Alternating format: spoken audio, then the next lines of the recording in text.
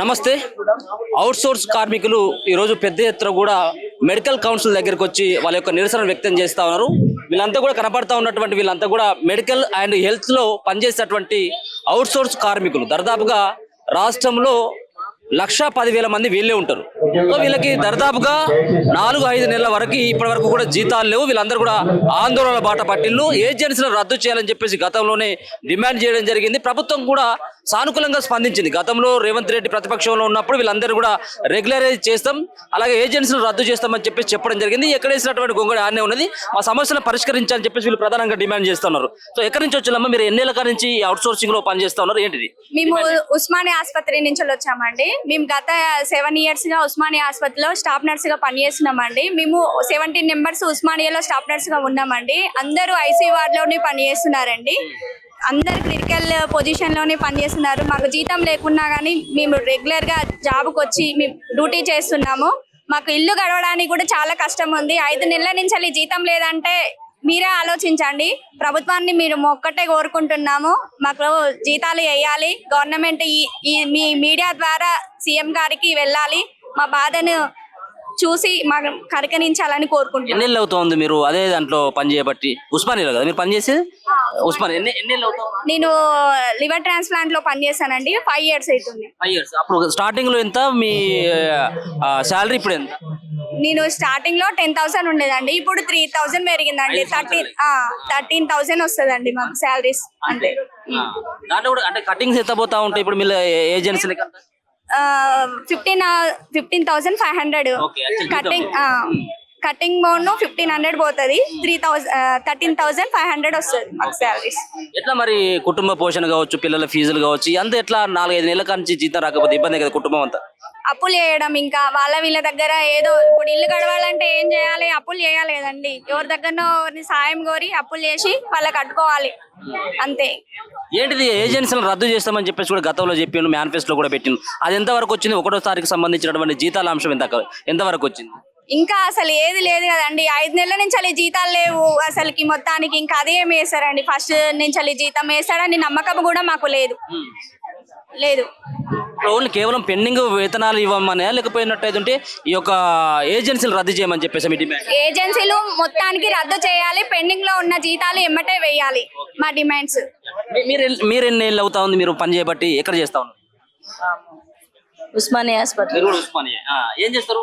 Staff nurse. Staff nurse అంతా కూడా. ఎంత మీ జీతం? ఎంత? మీరు కూడా 13,000? 13,000. మీ అందరు కూడా 4-5 నెలల కలిసి జీతం రావట్లేదా? 6 months. 6 months. ఇప్పుడు ఈ ఇయర్ స్టార్ట్ అయ్యి 6 months అవుతుంది కదా. ఈ ఇయర్ లో 6 months శాలరీస్ పెండింగ్ లో ఉన్నాయి. ఇంకా ఈ ఇయర్ కి ఎంత బ్యాలెన్స్ ఉంది సార్? 6 months ఉంది. ఏం వేస్తాడు ఇంకా శాలరీ అయినా? 1 year లో 6 months శాలరీస్ రాకపోతే అసలు కుటుంబాలు ఎట్లా పోషించుకోవాలనుకుంటున్నారు? గవర్నమెంట్ కి గింతంతా ఏదన్నా బడ్జెట్ రాకపోతే, మాకు ఢిల్లీ నుంచి బడ్జెట్ రావట్లేదు, తెలంగాణ ప్రభుత్వం అంతా అక్కడ ఆగిపోతుంది అన్నోడు సంవత్సరంలో 6 నెలల జీతం రాకపోతే మిగతా వాళ్ళంతా ఎట్లా బతుకుతారు? ఆ ఆలోచన లేదా ముఖ్యమంత్రి గారికి? చెప్పండి. లేడీస్ కి పోనిచ్చి మేము మొత్తం 17 members ఇక్కడ 17 members స్టాఫ్ నర్స్ గా ఉస్మానియా హాస్పిటల్లో చేస్తున్నాం గత 7 years నుంచి. మాకంటూ స్పెషలైజ్డ్ కు ఏమి పోస్టులు మాకు లేవు. అగ్నెస్ట్ పోస్టులలోనే వర్క్ చేస్తున్నాం మేము. దాంట్లో మాకు 17,000, 10,000 ఇట్లా మా డిసిగ్నేషన్ బట్టి మాకు శాలరీస్ ఇస్తున్నారు. ఆ శాలరీస్ ఇప్పుడు 1 year లో 6 months శాలరీస్ పక్కకు పెట్టిండు. 1 year లాస్ట్కి వస్తుంది, ఇంకా 6 months ఉంది. ఇంకా అయితే ఇయర్ అయిపోతుంది కదా. మేము 6 నెలల బట్టి జీతాలు లేకపోతే ఎట్లా బ్రతుకుతారు సార్? అసలు ఇది ఏమన్నా ఆలోచన ఉన్న ప్రభుత్వమేనా ఇది? పని చేసే వాళ్ళని పక్కకు పెట్టి పని లేని పథకాలని ముందు పెట్టుకొని కూర్చోవటం ఏంటి? నాకు అర్థం కాదు. ఇంకా పోస్ట్ నెట్ మదర్స్ చాలా మంది ఉన్నారు సార్ ఇందులో కూడా. ఇప్పుడు 1 నెల 6 నెలలకు 1 month శాలరీ వేసిండు. లాక్టోస్ మదర్స్ ఉన్నారు, వాళ్ళ డైపర్లకు కూడా సరిపోవట్లేదు 1 month శాలరీ. లాక్టోస్ మదర్స్ ఉంటారు కదా, వాళ్ళ పిల్లల డైపర్లు వేస్తారు. ఆయన వేసే 1 month శాలరీ ఎట్లా సరిపోతుంది? ఒక్కొక్కళ్ళ రెంట్లు లేక మెడలో ఉన్న బంగారం తాడు కూడా, పుస్తల తాడు కూడా కుదవబెట్టి రెంట్లు కడతాను. దేనికోసం? మీరు అనొచ్చు, ఇంత కష్టం ఉండి కూడా మీరు ఎందుకు హాస్పిటల్లో జాబ్ చేయాలి, ఏరే వర్క్ చూసుకోమంటారు కదా. ఏరే వర్క్ చూసుకుంటే 10 సంవత్సరాలు బట్టి అలవాటు పడ్డది. మేము పోయి ఇప్పుడు అర్జెంటుగా ఒక గడపారా కొడవలు పట్టుకొని పని చేయగలమా? చేస్తామా సార్? చేయం కదా. ఈ రోజు కాకపోతే రేపు బతుకులు బాగుపడతాయేమో. మేము చేసే పనికి, మేము చదువుకున్న చదువుకి, సర్టిఫికెట్కి ఏమైనా న్యాయం జరుగుతుందేమని కొట్లాడి తెలంగాణ రప్పించుకొని ఎంతో మంది బలిదానాలు చేసినా కానీ ఇలా అడుక్కొని తిని ఇట్లా చెట్టుకొకళ్ళం పుట్టకొకళ్ళం చేసే తెలంగాణ మేము చూడలేదు సార్. చూడాలనుకుని చూసింది. ఇదా తెలంగాణ న్యాయం? ఎక్కడ సార్ ఇది? ఏ ఉద్యోగుడు ఎక్కడ రోడ్లు పట్టుకుని అడుక్కుని తింటున్నారు? మాలాగా ఎవరన్నా ఉంటున్నారు? ఏ ఉద్యోగి ఏ ఏజెన్సీ నుంచి వస్తున్నారు? ఎక్కడ పని? అంటే మీకు చాలా రోజులుగా పెండింగ్ లో ఉన్నది కావచ్చు, మీరు డిమాండ్ కావచ్చు, 1వ తారీఖు జీతం వేస్తున్నాం మేము కూడా అవుట్ సోర్సింగ్ అని చెప్పేసి కూడా చెప్తా ఉంది కదా గవర్నమెంట్. ఎజెండా ఉంది. ప్రతి నెల 1వ తారీఖు నుంచి 5వ తారీఖు వరకు జీతాలు ఏమంటే కాంట్రాక్ట్ అవుట్ సోర్సింగ్ ఉద్యోగులకి జీతాలు చెల్లించాలని పెద్ద ఎజెండా ఉంది. ఎక్కడ జరుగుతుంది అది? ఆ ఎజెండాను పక్కగా పెట్టారు. ఏజెన్సీనే జరుగుతుంది. మా డిమాండ్స్ ఏంటంటే సార్, మాకు ఎవరైతే ఏడీ సిగ్నేషన్ లో ఉన్నారో వాళ్ళకి ఆ జాబ్ కావాలి. ప్రతి నెల 1వ తారీఖు నుంచి 5వ తారీఖు వరకు జీతాలు పడాలి. ఏజెన్సీ వాళ్ళను పూర్తిగా అసలు వాళ్ళ నామరూపాలు లేకుండా చేయాలి. ఇంకా మెటర్నిటీ లీవ్లు లేడీస్ చాలా మంది ఉన్నారు, డెలివరీ అయి ఉన్నారు, వాళ్ళకి మెటర్నిటీ లీవ్లు కావాలి. జీతంతో కూడుకున్న మెటర్నిటీ లీవ్స్ కావాలి సార్. వాళ్ళు పిల్లలు 6 నెలలు అయిపోయినాక మళ్ళీ డ్యూటీకి వస్తే వాళ్ళని తీసేసి వేరే వాళ్ళని పెట్టుకుంటున్నారు. ఇప్పుడు గవర్నమెంట్ నర్సెస్ ఉన్నారు సార్, వాళ్ళకి 6 మంత్ ఇస్తుంది మెటర్నిటీ లీవ్స్. వాళ్ళు తర్వాత వచ్చేసరికి వాళ్ళ పోస్ట్ వాళ్ళకి అక్కడే గ్రీన్ క్లాత్ వేసి కూర్చోబెడుతున్నారు. ఎందుకు? అయితే అవుట్ సోర్సింగ్ ఎంప్లాయీ నర్సెస్ కి, గవర్నమెంట్ నర్సెస్ కి లేబర్ పెయిన్స్ వేరే వేరు ఉంటాయా? ఎవరైనా ఒకటే ప్రసవ వేదన అనుభవిస్తారు కదా, వాళ్ళకి ఎందుకు సీట్ ఉంటది, వీళ్ళకి ఎందుకు ఉండదు? ఎందుకుండదు సార్ అని నేను అడుగుతున్నా. ఏడపోతుంది ఈ ప్రజాస్వామ్యం? చెప్పండి. మీరు ఎక్కడ ఈ వ్యవస్థను రద్దు చేయకపోతే ఇవన్నీ ఇలాగనే కొనసాగుతుంటాయి. మీరు ఎక్కడ ఏది ప్రత్యేకంగా ఏదన్నా ఉంటే విభేదాలు చూపించినా గానీ మెటర్నిటీ లీవ్ లో చూపియొద్దు. ఎందుకంటే మదర్ ప్రతి ఒక్కళ్ళకి మదరే, చైల్డ్ ప్రతి ఒక్కళ్ళకి చైల్డ్ సార్. ఈ విషయంలో ఎందుకు మీరు ప్రత్యేకంగా మాట్లాడట్లేదు అని నేను అడుగుతున్నాను సార్. మా చిన్న నేనే గానీ ఏదన్నా పదవిలో ఉండేది ఉంటే గ్రీన్ సైన్ ఇట్లా పెడుతున్నా. ఎందుకంటే అంత చిన్న కోరికలు మాయి. గవర్నమెంట్ కి ఏజెన్సీ రద్దు చేస్తే గవర్నమెంట్ కు ఒక పర్సన్ మీద నీకు 2000 లాభం వస్తుంది. అట్లా లక్షల మంది ఉన్నావు, నీకు గవర్నమెంట్ కి న్యాయం చేస్తామని మేము పోరాడుతుంటే వద్దు నేను ఏజెన్సీ చేతికి ఇస్తానంటే ఏంది? ఆ తెలివున్న ఆలోచన అదేమన్నా? అందుకే మా డిమాండ్స్ నెరవేరేదాకా మేము ఇట్లనే ఉంటాం, ఇదే పోరాడతాం. మా డిమాండ్లు నెరవేరాలని మేము గవర్నమెంట్ కి, మీరు మీడియా మిత్రులకు ఒకటే చెప్తున్నా సార్, మా మేటర్ను హైలైట్ చేయాలి. ఎక్కడికి తీసుకుపోతారో అక్కడ వరకు తీసుకుపోండి. అది సార్ మాకు. మీరు చెప్పండి అమ్మా, మీరు ఎన్ని నెలలు అవుతుంది? మీరు కూడా దాంట్లో ఆ డిపార్ట్మెంటేనా? ఇంకెవరైనా మాట ఇట్రాండి పర్లేదు దాండి రండి. మీరు చెప్పండి. అంటే ఒక పక్కన ఎవరైనా మీ దాంట్లో అవుట్ సోర్సింగ్ కార్మికులు ఎవరైనా చనిపోయినట్టు అయితే చాలా ఘోరమైనటువంటి పరిస్థితి. కనీసం గవర్నమెంట్ నుంచి వచ్చేటువంటిది ఏది ఉండదు, ఏజెన్సీ నుంచి కూడా ఇచ్చేటువంటిది ఏముండదు. చాలా కుటుంబాలన్నీ కూడా చిన్న భిన్నమయ్యేటువంటి వ్యవహారం. ఏంటి దీని గురించి ఏం చెప్పదు అన్న? ఉస్మానియాలో ఎవరికి ప్రాణాలు పోయినా ఎవరు పట్టించుకోరన్న మాకు. అన్న ఉస్మానియాలో మేము వర్క్ చేస్తున్నాం కదా, మా వర్కర్స్ ఎవరైనా చనిపోయినా గవర్నమెంట్ కానీ ఉస్మానియా నుంచి కానీ ఎవరు పట్టించుకోరన్న.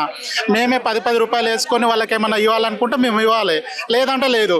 ఇప్పుడు ఎవరైనా ప్రాణం పోయిందంటే మాకు 5 నెలల నుంచి శాలరీ లేవన్నా, మేము ఎట్లా డబ్బులు ఇవ్వలేం కదా, మా దగ్గరనే లేవు. మేము స్ట్రైక్ చేసినప్పుడు 1 నెల జీతం వేస్తారు, మళ్ళీ శాలరీ కావాలంటే మళ్ళీ 1 మంత్ ధర్నా చేస్తేనే మళ్ళీ 1 నెల వస్తుంది. ఇప్పుడు మళ్ళీ 4 మంత్స్ కంప్లీట్ అయిపోయింది మాకు, ఇప్పుడు వరకు రూపాయి లేదు. ఇప్పుడు ధర్నా అనేసరికి నిన్నొకడు ఏజెన్సీ వాడు 1 నెల శాలరీ క్రెడిట్ చేసిండు, ఇంకా 4 ఏజెన్సీల వాళ్ళకి 1 రూపాయి ఇవ్వలేరన్న. మాకు ఎంత ఇబ్బంది అంటే అన్న, ఇప్పుడు సమ్మర్ మాకు జనవరి నుంచి సమ్మర్లో పిల్లలకు హాలిడేస్ అన్న. స్కూల్కి పిల్లలు ఏమన్నా అడిగితే మ్యాగీ అన్నట్టు కాదు కానీ ఏం కొనిలేమన్నా. కనీసం జలవిహార్కు తీసుకుపోతే 2000 రూపాయలు మా దగ్గర లేవన్నా. ప్రతి దానికి మేము బయట అప్పు చేయాలి, ఇంటికి తెచ్చుకొని తినాలి. ఏమైనా అప్పులే అన్న. ఇప్పుడు ఏదన్నా ఇప్పుడు నా పెండ్లం దగ్గర ఏదో పెట్టి నేను ముత్తూట్లో డబ్బులు పెట్టి రూమ్ రెంట్ కట్టాలి. ఇప్పుడు స్కూల్ ఫీజు సేమ్ అన్న ఇదే, 20,000 ఇచ్చారు. బుక్స్కి 20,000 అన్న. మాకు వచ్చే 20,000 మాకు ఏం సరిపోవట్లేదు. ఈ అవుట్ సోర్సింగ్ తీసేయండి అన్న. ఇది తీసేసి కార్పొరేషన్ చేస్తావా? నీకు దమ్ముంటే ఇది తీసేసి డైరెక్ట్ మా కాంట్రాక్ట్ గవర్నమెంట్కి ఇచ్చేసాయి. గవర్నమెంట్ శాలరీ లేని మాకు ఎవ్రీ మంత్ ఫస్ట్కి ఇవ్వండి అన్న. ఒక షోరూమ్కి పోతే అన్న ప్లేస్ ఇప్పి అడుగుతాడన్న వాడు ఫస్ట్. ఆ ప్లేస్కి మేము ఎడికెళ్ళే వాళ్ళన్నా, ఒక ఫోన్ కొనుక్కోవాలన్నా అదే. మాకు సివిల్ లేదు, ఏం లేదు, ఒక ప్లేస్ ఇప్పి ఉండదన్న. అడ్డ మీద కూలోన్ లాగా పని. మేము డాక్టర్స్ చేసే పని మేమే చేస్తున్నాం కదా, అంతకంటే ఎక్కువనే చేస్తున్నాం. నెలకు మాకు శాలరీస్ రావాలన్న. ప్రతి నెల 1 నుంచి 5 తారీఖు లోపు మాకు శాలరీస్ వేయమని చెప్పండి. ఏజెన్సీ వ్యవస్థను రద్దు చేయండి. వేరే స్టేట్లలో గవర్నమెంటే ఇస్తుంది కదా, మీరు ఎందుకు అట్లా ఇవ్వట్లేదు? మేము ఏం పాపం చేసినామన్నా? మాకు ఉన్నాయి ఫ్యామిలీస్ ఊర్లో, అంటే ఊరు వదిలిపెట్టి మేము హైదరాబాద్కి వచ్చి బతుకుతున్నామన్నా. మాకేం లేవు, రూమ్ రెంట్లు కట్టాలంటే ఇబ్బంది అన్న. ఇప్పుడు 5 నెలల నుంచి నేను ఒక రూమ్ మారినన్నా, రూమ్ రెంట్ కట్టాకన్నా.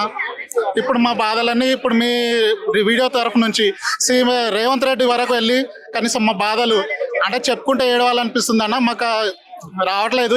ఇప్పుడు ఇది అన్ని చూసి మా హాస్పిటల్ వాళ్ళు ఏమంటారంటే అవన్నీ టార్గెట్, ఎవడు ఎక్కువ గట్టిగా మాట్లాడుతున్నాడు వాడిని చూస్తారు, వాడిని టార్గెట్ చేస్తారు, వాడిని తీసేయాలి అంతే.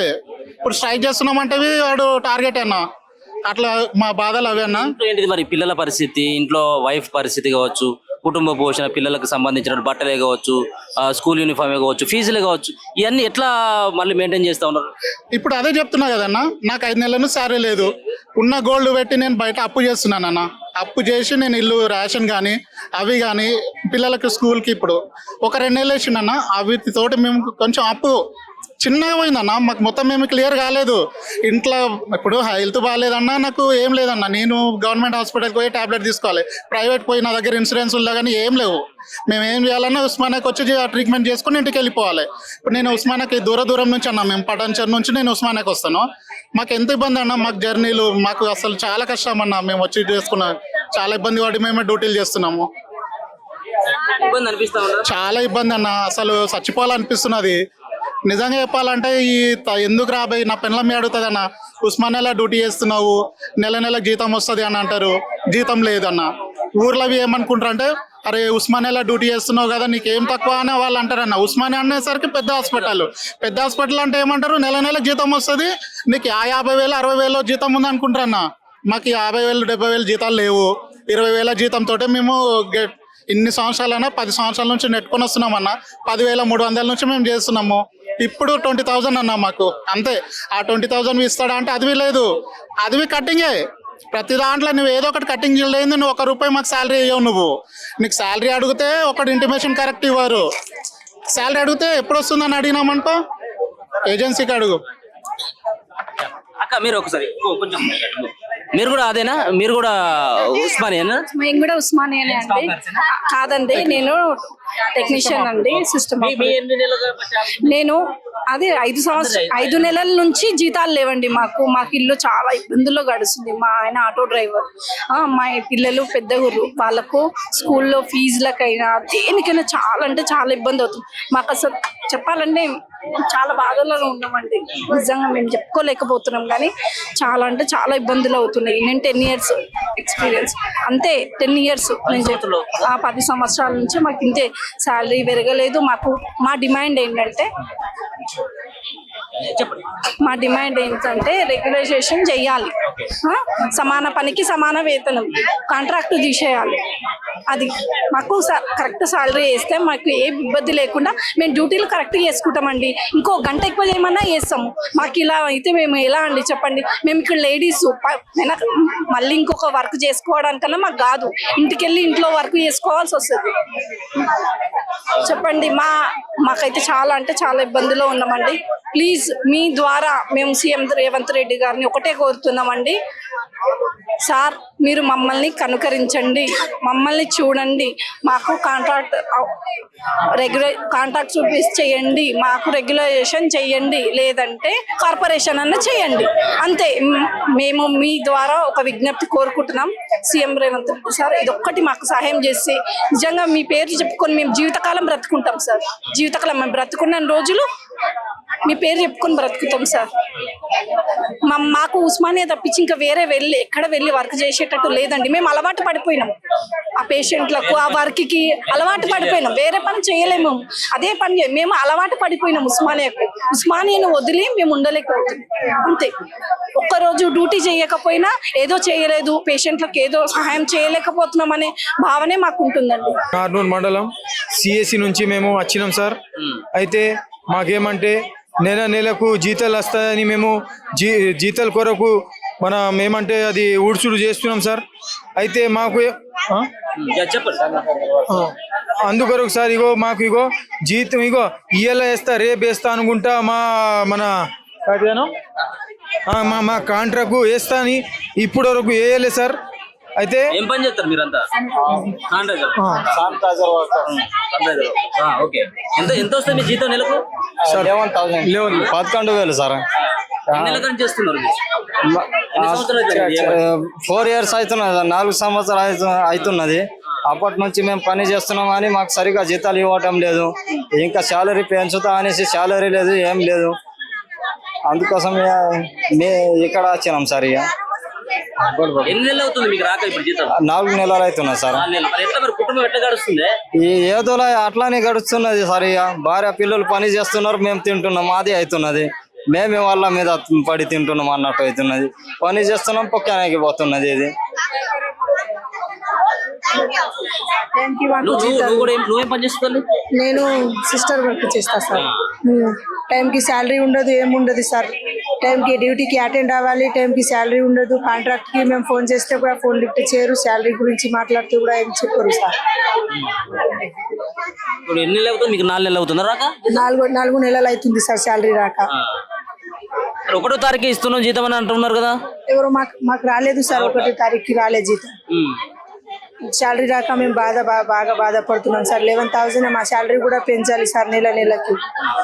Thank you sir. నేను 20 సంవత్సరాల నుంచి హాస్పిటల్లో పనిచేస్తున్నాను. ఎంత వస్తుంది జీతం? నాకు 11,000 వస్తుంది సార్. 20 సంవత్సరాల నుంచి పనిచేసిన 11,000. ఫస్ట్ 7,000 ఉండే, 7,000 నుంచి 11,000 వచ్చింది. ఇప్పుడు GOM వచ్చింది 15,000, 6,600 జీతం రావాలి మాకు. PF GS కట్ చేస్తే ఒక యాల మాకు ఎన్ని జీతం రావాలి? ఆ లెక్క కొద్ది ఆయన ఏమంటాడు, మాకు అంత మాకు ఖర్చు వెళ్ళాలి, చీపులు తెచ్చుకోవాలి, ఫినాయిల్ తెచ్చుకోవాలి, అండ్లకి వెళ్ళి మేమే తెచ్చుకోవాలి. అయితే నువ్వు కాంట్రాక్ట్ పట్టినావు, అయితే మా మీదకి వెళ్ళి కాంట్రాక్ట్ పట్టినావా? నువ్వు మా మీద బతుకుతున్నావా? నీ కష్టం రాదా? నా లెక్క కష్టం చేసి బతుకవు నువ్వు. నువ్వు మా మీద కష్టం మీద ఫినాయిల్ తెచ్చుకుంటా, చీపులు తెచ్చుకున్నా, నువ్వు కాంట్రాక్ట్ ఎందుకు? మరి రేవంత్ రెడ్డికి తెలియదా? ఆ గుత్తేదారికి వెళ్తలేదంటే నువ్వు బతకలేవా?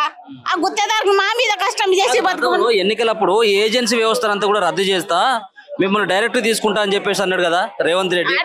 అన్నాడు కానీ చేస్తలేడు కదా.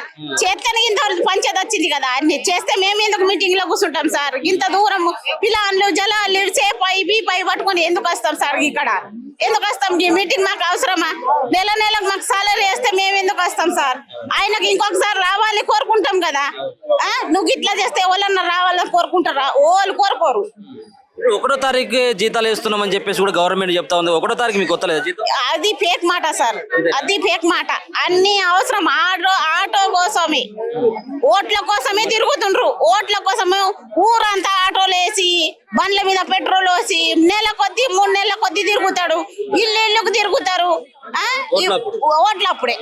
ఇది చేస్తా, ఇల్లు ఇస్తా, మీకు పింఛన్ ఇస్తా, మీకు అది ఇస్తా, ఇది ఇస్తా అంటాడు. ఒక్క మాట సాక్ష్యం చేయలేదు. మాకు నెల సాలరీ ఇస్తా, మీ మీద మీ ఓన్ మీద బతకద్దు అని అన్నాడు. ఒక్కడ వెళ్ళి మాట చేయలేదు సార్. మాకు అన్నేమే చేసిండు, ఏం మంచిది చేయలేదు రేవంత్ రెడ్డి. ఎట్లా మరి 11-12 వేలతో ఎట్లా వెళ్తాంది? అలాగే 4-5 నెలల నుంచి కూడా జీతాలు రాకుండా ఉంటే ఇంట్లో వాళ్ళ పిల్లల్ని చదవాలి వీళ్ళంతా సార్. ఎంతగానో సేపు అడుగుద్ది తెస్తాం మేము. ఎంత ఒక్క రోజు కానీ 2 రోజులు కానీ. దుకాణం వాడు ఎన్ని రోజులు ఇస్తాడు? 1 నెల 2 నెలలు ఇస్తాడు. గ్యాస్ అయితే ఉద్దరియ్యాడు కదా. గ్యాస్ వానికి నాకు దియ్యబడుతుంది. దుకాణం వాడైతే ఉద్దరిస్తాడు. ఏదో కాలో బాధ్యన అనుకుని తీసుకుంటాం కానీ దుకాణం గ్యాస్ వాడు ఉద్దరియ్యాడు. పిల్లలకు చెప్తే 1 నెల 2 నెలలు ఆగుతాడు. ఎంతో పోని పాపం రూఢమని ఉన్నది, ఓలేనని ఊకుంటారు. గ్యాస్ వాడైతే ఊకుంటాడు కదా. ఆడైతే పైసలు తీసుకొని పుట్టి తీసుకెళ్తాడు. మన రేవంత్ రెడ్డికి తెలదా? ఏం డిమాండ్ చేస్తున్నారు మీరు? ప్రధానంగా 1-2 డిమాండ్లు ప్రధానంగా గవర్నమెంట్ ముందు ఏం ఉంచాలి? రేవంత్ రెడ్డికి ఏం డిమాండ్ చేస్తున్నాము? మాకు సాలరీ, మాకు ఎంత కష్టపడుతున్నామో అంత మాకు ఇతనం రావాలి, సాలరీ రావాలి. మాకు పింఛని, PF GS ఏమన్నా రోగం వస్తే మాకు ఒక్కసారి 1,00,000 రూపాయలు మేము పెట్టలేము. ఆ 1,00,000 రూపాయలు మా దగ్గర వెళ్ళాయి, మేము చచ్చిపోకట్నే. మాకు అది అన్ని సౌలభ్యం చేయాలని కోరుకుంటున్నాము. ఒకవేళ కనుక ఎవరైనా చనిపోయారు అనుకో, ఉద్యోగరీత్యా వస్తాంటారో పోతాంటారో, ఏమైనా యాక్సిడెంట్ అయ్యి చనిపోయినా లేకపోతే ఇంకేదన్నా అయినా కానీ ఏజెన్సీ వాళ్ళు కూడా ఏం రూపాయి అయ్యారా మీకు? వాళ్ళు ఇద్దరు కాంట్రాక్ట్ ఇయ్యాడు, చచ్చిపోతే నేనేం చేయాలమ్మా అంటాడు. అంతే, ఏ భద్రత లేదు. మీరు కూలి చేసినట్టు ఏమన్నా ఎక్కువ మాట్లాడితే ఆధార్ కార్డు ఇయ్యో నీకు తీసేస్తాను భయపడతాడు. ఇంతే. ప్రజల ఆరోగ్యాన్ని కాపాడాల్సినటువంటి వైద్య ఆరోగ్య శాఖకు వాళ్ళ ప్రాణాలకే ప్రమాదం ఉన్నదని ఇవాళ ఈ ధర్నా ద్వారా మనకు తెలుస్తున్నది. అన్ని రాజకీయ పార్టీలు ఇంతకుముందు గతంలో ఉన్నటువంటి రాజకీయ పార్టీ 10 ఏళ్లలో ఆయన రాకముందు కేసీఆర్ చెప్పిన విషయం ఏంటంటే కాంట్రాక్ట్ వ్యవస్థ, అవుట్ సోర్సింగ్ వ్యవస్థ, డైలీ వేస్ వ్యవస్థ, ఇది బాంచన్గిరి వ్యవస్థ, ఇదంతా దరిద్రమైన వ్యవస్థ, దీన్ని రూపు మార్చాలని చెప్పని తన చెప్పిండు. రేవంత్ రెడ్డి కూడా, కాంగ్రెస్ పార్టీ కూడా అదే బాటలో పడ్డది. ఆయన పోయిండు, ఈయన వచ్చిన తర్వాత కూడా ఇప్పుడు 2.5 సంవత్సరాలు అవుతున్నా కానీ వాళ్ళు మేనిఫెస్టోలలో ఏదైతే పెట్టి మేము అధికారంలోకి వచ్చినాక మీ కార్పొరేషన్ చేస్తామని చెప్పిండ్రు, నెలకు మీకు జీతాలు వస్తాయి, గౌరవపూరితమైనటువంటి బతుకుతారు మీరు అని చెప్పిన తర్వాత కూడా ఇప్పుడు 1,08,010 మంది ఉన్నటువంటి మెడికల్ అండ్ హెల్త్ డిపార్ట్మెంట్ లో వాళ్ళకి 5 నెలల నుంచి జీతాలు లేవు. ఏం ప్రభుత్వాలు నడుపుతున్నారు రేవంత్ రెడ్డి గారు? మీరు పోయి నీకిప్పుడు మూసీ గురించి మాట్లాడేందుకు ఢిల్లీ పోయేటందుకు నీకు టైం దొరుకుతుంది. నీకు మెట్రో రైలు కూకు అనుకుంటా పోవాలనేమో, మరి దాని గురించి మీకు ఢిల్లీ పోయి కూర్చొని ఆపోజిషన్ వాళ్ళు మీరు తిట్టుకుంటారు, నువ్వు దానికి రావా దీనికి రావా అని. ఇవన్నీ ఏం లేవు, పర్సెంటేజ్లు, వీళ్ళకు పైసలు, వేల కోట్ల దందాలు ఉంటాయి దాని ఇంకా కాబట్టి పోతారు. కానీ ఇక్కడ కనీసం నెలకు 13,000 కొంతమందికి ఉన్నది, 16,000 కొంతమందికి ఉన్నది, 20,000 జీతము. హైదరాబాద్ లా ఉస్మానియా హాస్పిటల్ అన్నిటికన్నా పెద్దది తెలంగాణలో ఉస్మానియా హాస్పిటల్ 217 మంది పనిచేస్తున్నటువంటి వాళ్లకు జీతాలు చక్కగా లేక అన్నమో రామచంద్ర అని మొత్తుకుంటుంటే మీకు కనబడతలేదు. మీకు కావాలి దందాలు చేయాలి, పెద్ద పెద్ద కాంట్రాక్టులు చేయాలి, వాటిల్లో పైసలు రావాలి. ఈ ఏజెన్సీ వ్యవస్థలే లేకుండా చేస్తా అని పెట్టినావు కదా. ఇవాళ ఒక్క ఉస్మానియా హాస్పిటల్లోనే 5 ఏజెన్సీస్ ఉన్నాయట. వీటన్ని ఒక్కొక్క లీడర్ కు ఒక్కొక్క ఏజెన్సీ ఉంటుంది. వీళ్ళంతా మళ్ళీ రాజకీయ నాయకులకు పైసలు పోతాయి. పందికొక్కులు లెక్క తెలంగాణ సంపదను మొత్తం దోసుకుంటున్నటువంటి రాజకీయ వ్యవస్థకు చెప్పదలుచుకున్నాం ఏంటంటే, మీరు ప్రజలను గోసవుచ్చుకుంటున్నారు. ఈ తెలంగాణ గురించి, ధర్నాల తెలంగాణ గురించి, ధర్నా చౌక్ల తెలంగాణ గురించి కాదు. 1,200 మంది బిడ్డలు చచ్చిపోయింది. ఆత్మగౌరవంతో బతకాలని వాళ్ళు పని చేస్తున్నారు. వాళ్ళు పనికి తగ్గట్టుగా పైసలు ఇవ్వమంటున్నారు, అది నెలకు ఇవ్వమంటున్నారు. వాళ్ళ ఆత్మగౌరవాన్ని వంచే తీరుగా ఇవాళ ఇక్కడికి వచ్చి ధర్నాలు చేసే దుస్థితికి తీసుకొచ్చిండ్రు. ఆకలినైనా భరిస్తాం, అవమానాన్ని సహించమని నినాదాలతో కొట్లాడినటువంటి తెలంగాణ అమరులు, విద్యార్థి యువకులు ఇలా తెలంగాణ వచ్చిన తర్వాత ఏడ చూసినా సమస్యలే ఉన్నాయి. మొత్తం రాజకీయ వ్యవస్థ మొత్తం, ఎందుకంటే అన్ని రాజకీయ పార్టీలలో ఉన్నటువంటి వాళ్ళందరూ కూడా ఇంతకు ముందు ఆంధ్ర పాలకుల చెంచాగిరి చేసిరు కాబట్టి వాళ్ళకు తెలంగాణ ప్రజల కన్నీళ్లు కనబడతలేవు. శవాల మీద ప్యాలాలు ఏరుకున్నటువంటి బాపదిగాన్లు ఇలా మొత్తం అసెంబ్లీలో కూర్చున్నారు. చాలా బాధతో చెప్పదలుచుకున్నాను నేను. ఇలా వీళ్ళు కాదు కొట్లాడేది, మేనిఫెస్టోలల్లా మీరు పెట్టినా ఎందుకు అమలు చేస్తలేరని చెప్పని ఆపోజిషన్ పార్టీలు, సిపిఐ కావచ్చు, సిపిఎంలు కావచ్చు, ఎంఐఎంలు కావచ్చు, బీజేపీలు కావచ్చు, బీఆర్ఎస్ కావచ్చు, వాళ్ళు పోయి కొట్లాడాలి. ఇలా ఆదిలాబాద్కి వెళ్ళి వచ్చారు, వాళ్ళకి ఒక్కొక్కరికి ఒక 4,000 5,000 రూపాయలు అయితే సగం జీతం ఒడిసిపోతున్నది. దాంట్లో మీరు ఇచ్చే పైసలు అరకొర. రాజ్యాంగం కావచ్చు, సుప్రీంకోర్టులు కావచ్చు, ఎంత పని చేస్తే పనికి తగ్గట్టుగా వేతనం అన్నారు. ఎక్కడ అమలవుతున్నాయి? రాజ్యాంగం మీద ప్రమాణాలు చేసే కదా ముఖ్యమంత్రులు అవుతున్నారు, మంత్రులు అవుతున్నారు.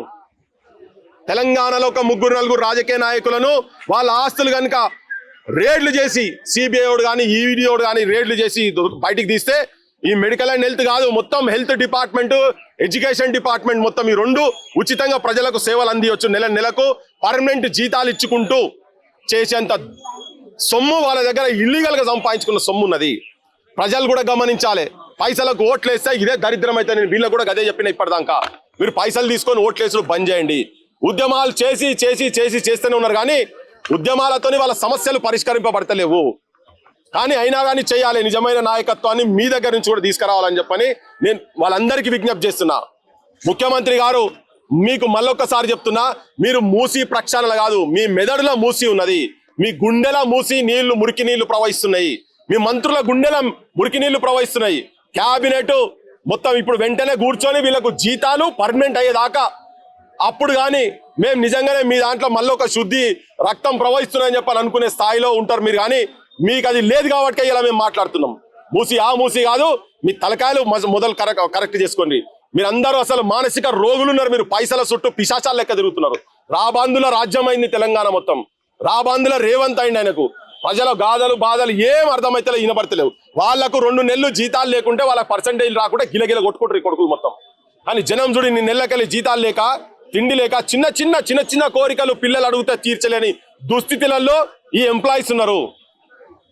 డ్రైవర్ల పని చేసుకుంటా నిరుద్యోగ సమస్య అట్నే పాడైంది. అన్ని సమస్యలు ఇక్కడ పెట్టి ఈయన ఢిల్లీ చుట్టూ తిరుగుతున్నాడు, ఊరేగుతున్నాడు. ఈయన పోజులు కొట్టుకుంటా బయట ఏదో నేషనల్ మీడియా అని కేంద్ర మంత్రులను తిరిగి, కేంద్ర మంత్రుల దగ్గర పైసలు లేకుండా వీళ్ళ జీతాల గురించి పైసలు కావాలని అడుగు. వీళ్ళ దగ్గర అన్ని పైసలు ఈ 2 జాగాలు అమ్మితే హైదరాబాద్ లో ఈ రెండు పర్మనెంట్ గా ఉచితంగా ఇవ్వచ్చు అని చెప్పదలుచుకున్నాను నేను. ఈ రాజకీయ నాయకులు ముఖ్యమంత్రి రేవంత్ రెడ్డి ఇమ్మీడియట్ గా నువ్వు మేనిఫెస్టోలో పెట్టినట్టుగా మెడికల్ అండ్ హెల్త్ డిపార్ట్మెంట్ తో పాటు తెలంగాణలో ఉన్నటువంటి అవుట్ సోర్సింగ్ ఉద్యోగస్తులకు రిటైర్ అయినటువంటి వాళ్ళకు కూడా మొత్తం వాళ్ళ బెనిఫిట్స్ వాళ్ళకి ఇవ్వాలి. ఇవాళ వాళ్ళందరి సావులకు కారణం ఈ ప్రభుత్వం.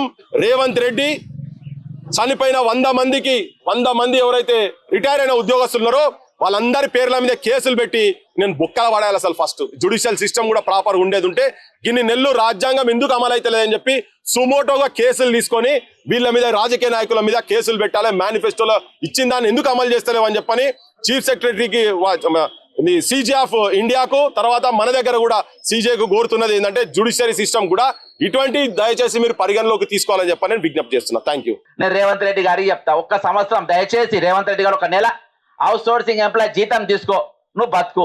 ఎట్లా బతుకున్నావో నువ్వు మాకు చూపి, మేము కూడా దాని లెక్కనే బతుకుతాం. 13,000 ఎట్లా బతుకుతాం? మళ్ళా ఇందులో సరే ఎప్పుడైనా టైం ఖరాబ్ అయ్యి ఒక యాక్సిడెంట్ అయ్యి ఒక దెబ్బ దాకి ఒక స్ట్రోక్ వచ్చి ఏమన్నా చేస్తే మరి అందులో ₹1 కూడా అవుట్ సోర్సింగ్ ఎంప్లాయీకి రాదు. మన నాగరాజన్ అంటే ఆయనకి ₹1 రాలే, శ్రీధర్ అంటే ఆయనకి ₹1 రాలే. ఎందుకు రాలే? ఆ ఏజెంట్ అంటే PF కట్టాడు, ESI కట్టాడు. మరి ఎట్లా భద్రత ఎక్కడిది దొరకదు? మరి దాన్ని మరి ప్రభుత్వం తెల్ల లేస్తే అధికారి అవుట్ సోర్సింగ్ ఎంప్లాయీస్ కలిసినా కలవకుండా ఏజెంట్కి మాత్రం పరబ్బర్ డ్యూటీ ఫోన్ చేస్తాడు. ఏజెంట్ గారు మార్కెట్కు మామిడి పనులు వచ్చినాయి, ఏజెంట్ గారు నల్లి బొక్కల మాంసం ఆదివారం బతకరా, మీ దగ్గర చెర్లై మంచి చేపలు పట్టుకరా. రియల్ గా ఏజెంట్లు మొత్తం అధికారులను మెయింటైన్. కొంతమంది ఏజెంట్లను చూసి నాకు తెలియదు, దుకాణం తెలియకుండా అరే అధికారికి ఇంత రాపో ఎక్కడుంది అని అంటే దాని వెనుక ఉన్న చరిత్ర ఇది. దీని అంతా ఈ మూలధనం ఎవరు? దీనంతా పెట్టుబడి ఎవరు అంటే అవుట్ సోర్సింగ్ ఉద్యోగుల ఈరోజు వాళ్ళ యొక్క జీవితాలను పణంగా పెట్టి వాళ్ళ జీవితాలను పెట్టుబడిగా పెట్టి ఈ రోజు ఈ ప్రభుత్వం ఆటలు ఆడుకుంటా ఉంది. నిజంగా ఈ తెలంగాణ రాష్ట్రంలో, ఈ స్వయం పాలన రాష్ట్రంలో నిజంగా ఇక్కడ మానవ హక్కులు ఉన్నాయా? అవుట్ సోర్సింగ్ ఉద్యోగులకు ఎంప్లాయీస్ కి ఈ రోజు హక్కులు ఉన్నాయా? వాళ్ళ మానవ హక్కుల ఈ రోజు వాళ్ళపైన ఇంప్లిమెంట్ అవుతున్నాయా అంటే 101% అయితలేవు. ఇక్కడ పూర్తిగా శ్రమ దోపిడీ జరుగుతా ఉంది. ఒకప్పుడు నా చిన్నతనంలో మరి ఏది కమ్యూనిస్టులు CPI, CPM, CITUలు వాళ్ళు మాట్లాడుకునేది ఏది ఆ రోజులలో ఏమని శ్రమ దోపిడీ జరుగుతా ఉంది, ఈ రోజు కూలి గుంజుకుంటా ఉన్నారు అని రకరకాల పదాలతో వాడేది. ఇవాళ సివిలైజ్డ్ సొసైటీలో నాగరికత ప్రపంచంలో ఈ రోజు హక్కులు అనేది ప్రతి ఒక్కరు తెలిసిన సమయంలో ఈ రోజు హక్కుల కోసం మనం సొంత రాష్ట్రం తెచ్చుకున్నాము. ఇయాటికి కూడా మనం చూస్తుంటే ఇక్కడ నాకు తెలిసి అందరు కూడా వెల్ క్వాలిఫైడ్, వెల్ ఎడ్యుకేటెడ్, ఇక్కడ తక్కువ ఏం లేరు అవుట్ సోర్సింగ్ ఎంప్లాయీస్ లో. నాకు తెలిసి రేవంత్ రెడ్డి కంటే ఎక్కువనే చదివి ఉండాలి, తక్కువ చదవలే ఇక్కడ కూర్చున్నాను నాకు తెలిసి. అయితే ఈ రోజు మరి అంత ఉన్న కూడా ఇంత విజ్ఞానము, ఇంత పరిజ్ఞానము, ఇంత మానవ హక్కుల మీద ఇంత ఆలోచన మనందరికి ఉన్నా కూడా, అవగాహన ఉన్నప్పటికీ ఈ రోజు కూడా మానవ హక్కుల ఉల్లంఘన జరుగుతుందంటే ఎక్కడున్నాం? మనం ఏం చేస్తున్నాం? మన అనాగరికం కాదు కదా, మనం ఈ లోకము తెలివితేటలు లేని వాళ్ళం కాదు కదా. అన్ని కలిగి ఉన్న వాళ్ళం కూడా ఎందుకుంటాం? మరి ఎక్కడ మనం లైన్ దాడుతున్నాం? ఎక్కడ మనం ఎందుకు సాధించుకోలేకపోతున్నాం అని ఒకసారి ఆలోచన చేయాలి. ఈ రోజు మనం అనుకున్నాం, ఆ రోజు మనకేమైనా సమస్య వస్తే తెలంగాణ వచ్చిన తర్వాత ఎవరైనా మోసం చేస్తే ముందు వరుసలో స్టార్ బార్స్ ఉన్నారు, వాళ్ళు అడుగుతారేమో అనుకున్నాం. ఒక్కొక్క గడిలో జ్వరబడ్డారు. ఇవాళ తెలంగాణ నడుస్తున్న సిండికేట్ పాలన నడుస్తా ఉంది. ఎక్కడ కష్టం వచ్చినా, ఎక్కడ నష్టం వచ్చినా, ఎక్కడ ఇల్లు గురినా, ఎక్కడ ఎవరైనా ఆత్మహత్య చేసుకున్నా, ఏ ప్రభుత్వ ఉద్యోగం అయినా నష్టపోయినా ఈ రోజు వాళ్ళ తరపున మాట్లాడే వాణీలు ఈ రోజు మూగపోయినాయి. ఎక్కడ పోయినాయి ఆ వాణీలు ఎక్కడ కుదబెట్టుకున్నారు? కొంతమంది పోయిన 10 ఏళ్ల గడిలలో పెట్టుకున్నారు, కొంతమంది ఇవాళ ఇంకొక గడిలలో కుదబెట్టుకున్నారు. ఈ రోజు మాట్లాడేటోళ్ళు లేరు. ఈ రోజు మనం కూర్చున్నాం, ఓ సీనన్న కనబడతారు, మదన్న కనబడతారు, ఇక్కడ వేరే వాళ్ళు ఒక బాలకృష్ణ కనబడతారు, ఒక పుల్లి లక్ష్మణ్ కనబడతారు. ఇక తక్కిన వాళ్ళంతా ఎక్కడి పోయిన గొడ్డుపోయిందా? 4 కోట్ల జనం, 10 ప్రతిపక్ష పార్టీలు, దాదాపు 36 మంది ఎమ్మెల్సీలు, 119 మంది ఎమ్మెల్యేలు, ఇంతమంది ప్రజాప్రతినిధులు ఉన్నారు. ఇంతమందికి మనం నెలకు 4 లక్షల జీతాలు ఇస్తున్నాము, వాళ్ళ క్యాబినెట్ హోదాలు ఇచ్చినాం, చాలా మంది బుగ్గున్న కార్లు ఇచ్చినాము, పెద్ద పెద్ద బంగ్లాలు ఇచ్చినాము. మరి మా తరపున మీరు ఎందుకు మాట్లాడతలేరు? మా తరపున మీరు ఎందుకు నిలబడతలేరు? మా తరపున మీరు ఎందుకు వాదిస్తలేరు? ఈరోజు 13,000 రూపాయలతోని ఒక కుటుంబం ఎట్లా బతుకుతుందో ఈ రోజు దీని గురించి ఎందుకు చర్చ ఉండలేదు? చాలా బాధాకరం, చాలా విచారకరం.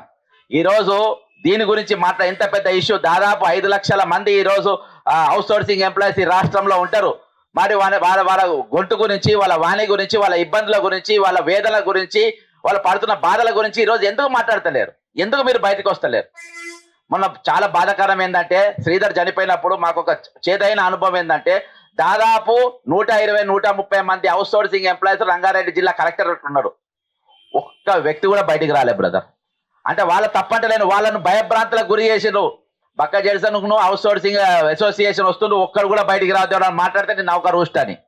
ఈ విధంగా అంత భయభ్రాంతులకు గురి చేసి, ఎమోషనల్ బ్లాక్మెయిల్ గురి చేసి ఈరోజు ఉద్యోగులు ఎందుకంటే ఇబ్బంది పెడుతున్నారు. ఒక తీరుగా కాదు, పక్క 101% అవుట్ సోర్సింగ్ ఎంప్లాయీస్ బ్లాక్మెయిల్ చేస్తున్నారు.